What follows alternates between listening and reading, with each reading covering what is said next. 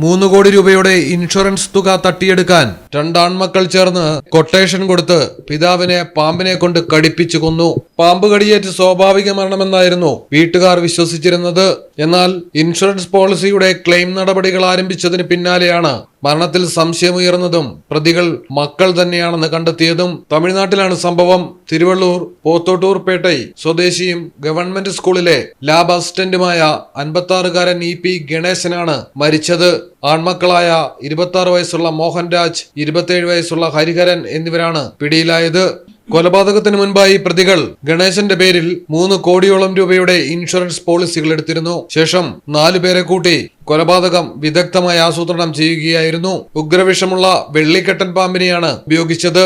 ഗണേശൻ ഉറങ്ങിക്കിടക്കുന്നതിനിടെ പാമ്പിനെ കൊണ്ട് കഴുത്തിൽ കടിപ്പിക്കുകയായിരുന്നു. തുടർന്ന് പ്രതികൾ തന്നെ പാമ്പിനെ അടിച്ചു കൊല്ലുകയും ചെയ്തു. കടിയേറ്റിട്ടും ഏറെ വൈകിയാണ് ഗണേശനെ മക്കൾ ആശുപത്രിയിൽ എത്തിച്ചത്. ഇതാണ് പ്രാഥമികമായി സംശയത്തിനിടയാക്കിയത്.